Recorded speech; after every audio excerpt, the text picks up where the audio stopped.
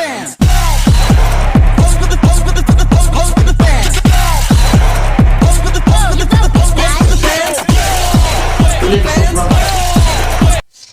halo semua, kami dari kelompok 10 hari ini akan melakukan presentasi yaitu hak pilih, pemilihan umum, dan anti korupsi. Pertama, hak pilih warga negara dalam demokrasi. Menurut Muhammad Kusnardi dan Hemarli Ibrahim dalam paham kedaulatan rakyat dalam demokrasi, rakyat merupakan pemegang sebuah kekuasaan tertinggi dalam sebuah negara. Jadi rakyat itu berhak menentukan bentuk pemerintahannya serta sebuah tujuan yang ingin dicapai dalam sebuah negara. Dan dalam pelaksanaannya itu, kedaulatan rakyat itu dijalankan oleh pemerintah eksklusif yang dipilih langsung oleh rakyat dan oleh wakil rakyat di lembaga perwakilan atau parlemen. Para wakil rakyat tersebut bertindak atas nama rakyat untuk menentukan arah dan cara kerja pemerintahan. Agar dapat mewakili rakyat, para wakil rakyat harus dipilih oleh rakyat melalui pemilihan umum. Secara umum, tujuan pemilu adalah yang pertama, untuk memungkinkan sebuah pergantian pemerintah secara aman dan tertib, lalu melaksanakan kedaulatan rakyat, dan menjamin pelaksanaan hak asasi warga negara. Lalu, pemilihan umum atau pemilu merupakan syarat yang penting bagi sebuah negara dalam demokrasi modern. Dalam pemilu, rakyat memilih wakilnya untuk ikut serta dalam penyelenggaraan pemerintahan sekaligus menyalurkan kepentingan dan aspirasi masyarakat. Bagi setiap warga negara, pemilu juga berarti penyerahan sementara hak politiknya kepada wakil yang dipilih untuk menjalankan sebuah pemerintahan. Melaksanakan kedaulatan rakyat tidak dapat dipisahkan dari pemilu. Karena beberapa alasan, yaitu pemilu itu merupakan konsekuensi dari penerapan prinsip demokrasi. Dan dalam negara yang demokratis, setiap warga negara itu harus wajib dan memiliki hak untuk berpartisipasi dalam proses politik. Di Indonesia, pemilu merupakan pelaksanaan amanat UUD 1945 untuk mewujudkan masyarakat yang demokratis. Kedaulatan rakyat dapat berjalan dengan baik apabila masyarakatnya itu memiliki budaya politik yang berpartisipasi dengan aktif dalam kehidupan bernegara. Partisipasi politik merupakan sebuah inti dari demokrasi, yaitu tingkat demokrasi suatu negara itu dapat dilihat dari tinggi dan rendahnya partisipasi politik warga negaranya. Salah satu syaratnya yaitu minimum demokrasi adalah adanya pemilu yang bebas dan dilaksanakan secara berkala untuk menjamin pergantian pemerintah secara damai tanpa menyingkirkan kelompok politik tertentu. Selain itu, warga negara harus dapat berpartisipasi aktif dalam pemilu dan pembuatan kebijakan serta memperoleh jaminan hak asasi manusia termasuk kebebasan berorganisasi dan menyampaikan pendapat melalui forum publik maupun media sosial. Dalam pemilu itu berlaku sebuah hak pilih bersifat universal atau secara keseluruhan, yaitu setiap hak warga negara untuk memilih, dan hak ini itu merupakan salah satu syarat penting dalam negara demokrasi konstitusional modern. Menurut Theodor Nocklen, hak memilih bersama dengan kebebasan berpendapat, berkumpul, berorganisasi, dan kebebasan pers merupakan unsur dasar bagi demokrasi konstitusional modern.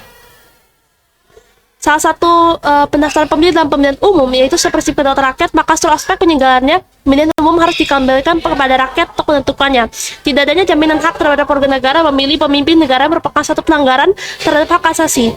Terlebih lagi, UUD 1945 pasal 27 ayat 1 menyatakan bahwa kedaulatan berada di tangan rakyat, dan hak pilih juga diatur dalam pasal 1 ayat 2, pasal 6A ayat 1, pasal 19 ayat 1, dan pasal 22C ayat 1. UUD 1945. Ketentuan tersebut itu merupakan menunjukkan adanya jaminan yuridis yang melekat bagi setiap warga negara Indonesia untuk dapat melaksanakan hak pilihnya.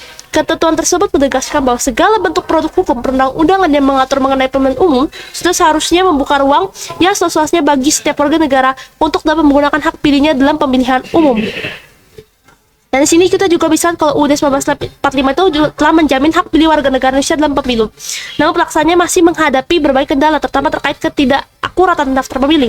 Proses pendaftaran pemilih yang dilakukan penyelenggara pemilu juga sering menimbulkan masalah. Contohnya pada Pilkada Jawa Timur, 2008 jumlah suara yang masuk melebihi jumlah pemilih dalam daftar pemilih tetap DPT. Permasalahan serupa juga terjadi pada pemilu presiden dan wakil presiden tahun 2009 ketika ditemukan banyak DPT fiktif yang tidak sesuai dengan jumlah pemilih sebenarnya.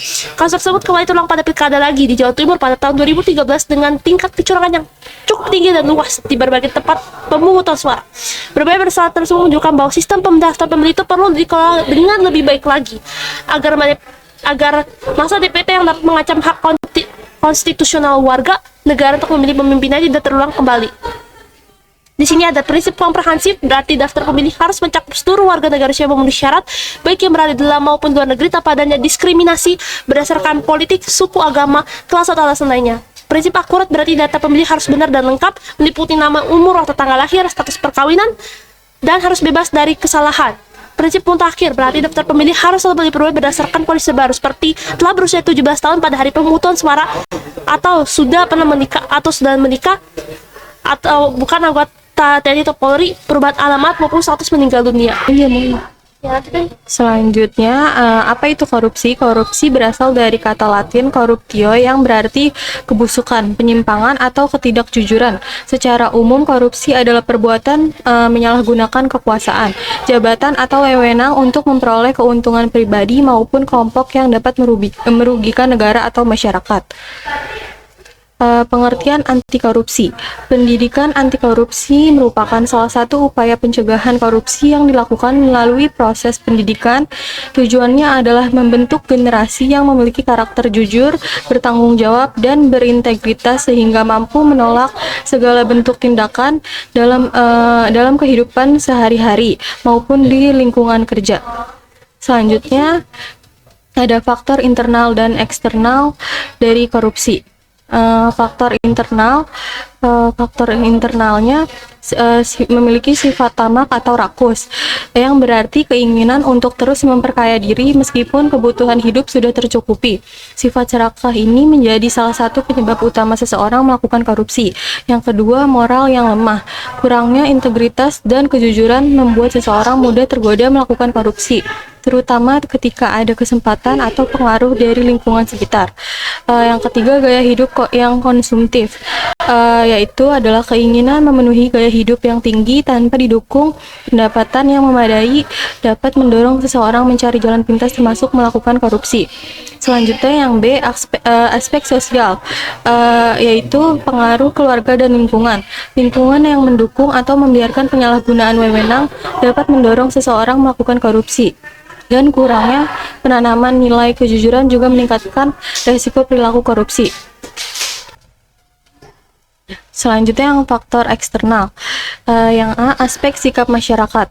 Yang pertama, ada nilai sosial yang permisif terhadap korupsi. Sebagian masyarakat masih menganggap korupsi sebagai hal yang biasa atau hal wajar. Yang kedua, kurangnya kesadaran akan dampak korupsi. Banyak masyarakat belum menyadari bahwa korupsi merugikan kepentingan bersama dan menjadi hambatan pembangunan. Dan rendahnya partisipasi dalam pencegahan korupsi. Korupsi sulit diberantas jika masyarakat tidak ikut mengawasi dan melaporkan tindakan yang menyimpang. Selanjutnya yang B, ada aspek ekonomi. Tekanan ekonomi dan kebutuhan hidup. Kondisi ekonomi yang sulit atau pendapatan yang tidak mencukupi kebutuhan dapat mendorong seseorang melakukan korupsi untuk memperoleh keuntungan tambahan.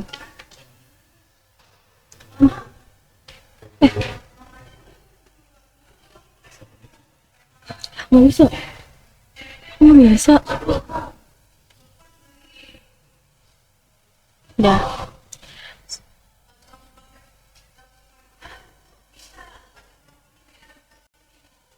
Selanjutnya faktor eksternal yang C. Yang C ada aspek politis, yaitu perebutan dan penyalahgunaan kekuasaan, kepentingan politik, persaingan memperoleh jabatan, serta upaya mempertahankan kekuasaan dapat memicu praktik korupsi. Yang kedua, kontrol politik, pengawasan yang tidak berjalan dengan baik membuka peluang terjadinya penyalahgunaan wewenang. Selanjutnya yang D, aspek organisasi. Yang pertama ada kurangnya keteladanan pemimpin yang tidak memberikan contoh perilaku jujur dapat menciptakan lingkungan kerja yang tidak berintegritas. Yang kedua, budaya organisasi yang tidak sehat. Tidak adanya budaya transparansi dan kejujuran memudahkan terjadinya korupsi. Yang ketiga, sistem akuntabilitas yang lemah. Pertanggungjawaban yang tidak jelas membuat penyimpangan sulit terdeteksi. Yang keempat, pengendalian dan pengawasan yang kurang efektif dan lemahnya sistem pengawasan memberi kesempatan bagi individu untuk menyalahgunakan jabatan atau wewenang. Oke, di sini saya akan membahas tentang cara pemerintah membasmi korupsi. Di sini pemerintah memiliki peran utama dalam memberantas korupsi melalui pendekatan ngomong apa sih? Ya. Keren nggak? Nggak labirin. Oke, di sini saya akan menjelaskan cara pemerintah membasmi korupsi. Di sini, pemerintah memiliki peran utama dalam memberantas korupsi melalui pendekatan penindakan, pencegahan, dan pendidikan. Penindakan dilakukan dengan menegakkan hukum secara tegas terhadap pelaku korupsi melalui kerjasama antara KPK, kepolisian, dan kejaksaan, sehingga setiap pelanggaran dapat diproses sesuai peraturan yang berlaku. Selain itu, pemerintah memperkuat sistem pengawasan keuangan negara melalui audit dan transparansi pengelolaan anggaran untuk mencegah penyalahgunaan wewenang. Di sisi pencegahan, pemerintah menerapkan aturan mengenai gratifikasi, yaitu setiap pemberian yang berhubungan dengan jabatan wajib dilaporkan kepada KPK agar tidak berkembang menjadi praktik suap. Pemerintah juga mengembangkan pendidikan anti korupsi di sekolah dan perguruan tinggi sebagai upaya membentuk karakter yang jujur, bertanggung jawab, disiplin, dan berintegritas sejak dini. Dengan menggabungkan penegakan hukum, pengawasan, serta pendidikan karakter, pemerintah berupaya menciptakan sistem pemerintahan yang bersih dan bebas dari korupsi. Peran masyarakat dalam menyuarakan anti korupsi. Pemberantasan korupsi tidak akan berhasil tanpa keterlibatan masyarakat. Masyarakat memiliki tanggung jawab untuk menolak segala bentuk suap, gratifikasi, dan penyalahgunaan wewenang, serta berani melaporkan dugaan tindak pidana korupsi kepada pihak yang berwenang. Selain itu, masyarakat dapat berperan sebagai pengawas dengan ikut mengawasi penggunaan anggaran negara maupun pelayanan publik agar berjalan secara transparan dan akuntabel. Peran lainnya adalah membangun budaya anti korupsi melalui pendidikan di lingkungan keluarga, sekolah, kampus, dan masyarakat. Kampanye, seminar, diskusi, maupun pemanfaatan media sosial dapat menjadi sarana untuk meningkatkan kesadaran publik mengenai bahaya korupsi. Semakin tinggi kepedulian dan partisipasi masyarakat dalam mengawasi penyelenggaraan pemerintah, semakin kecil peluang terjadinya praktik korupsi. Oleh karena itu, kerjasama antara pemerintah dan masyarakat merupakan kunci utama dalam mewujudkan Indonesia yang bersih, adil, dan berintegritas. Oke, sekarang kita kesimpulannya kayak tadi udah dibahas. Yang pertama itu hak pilih dan pemilu. Hak pilih merupakan hak konstitusional setiap warga negara yang dijamin oleh UUD 1945 HM dan berbagai peraturan perundangan-undangan. Pemilu menjadi sarana pelaksanaan kedaulatan rakyat serta wujud partisipasi politik dalam negara demokrasi. Daftar pemilih tetap atau DPT yang akurat, komprehensif, dan mutakhir sangat penting untuk menjamin seluruh warga negara dapat menggunakan hak pilihnya. Dan yang poin 4, setiap warga negara harus memperoleh kemudahan transparansi dan perlindungan dalam menggunakan hak pilihnya sebagai bagian dari demokrasi dan negara hukum. Oke, kita lanjut dari kesimpulan peran Mahkamah Konstitusi. Yang pertama itu adalah keputusan MK nomor 102 PUU VI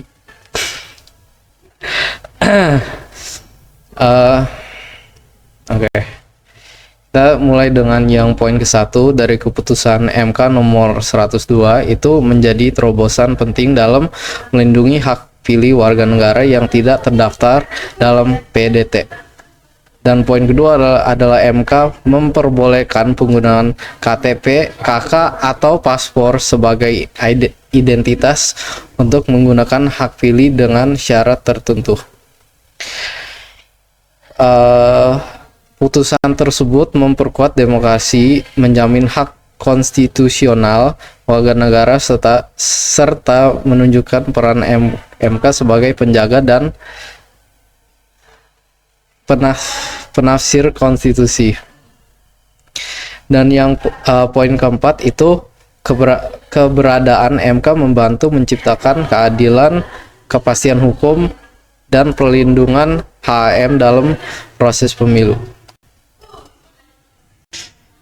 Lanjut ke yang poin pertama dulu, korupsi merupakan tindakan penyalahgunaan kekuasaan yang merugikan masyarakat dan negara.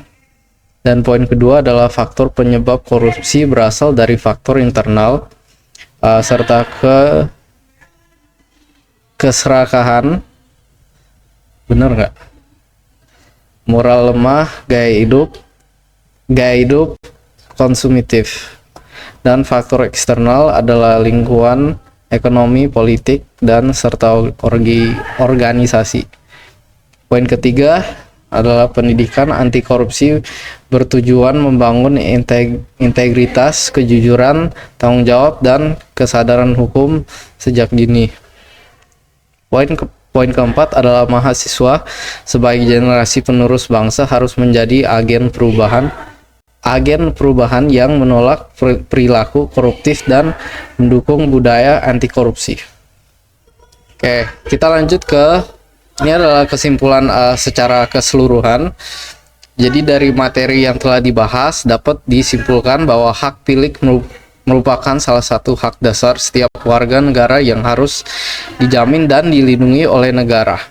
Melalui pemilihan umum, masyarakat dapat berpartisipasi secara langsung dalam menentukan arah pemerintahan dan mewujudkan kedaulatan rakyat.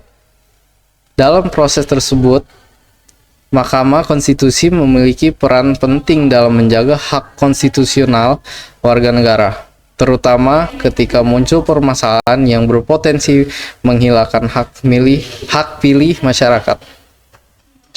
Selain itu, untuk menciptakan kehidupan berbangsa dan bernegara yang lebih baik, diperlukan kesadaran bersama untuk menolak segala bentuk korupsi melalui penerapan nilai-nilai kejujuran, tanggung jawab, dan integritas. Oleh karena itu, sebagai generasi muda dan mahasiswa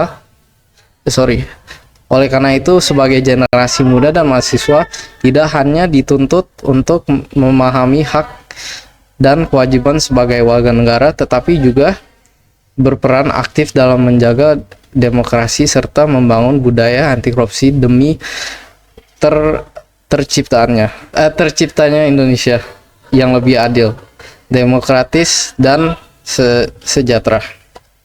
Oke, itu sekian dari kelompok kami. Thank you and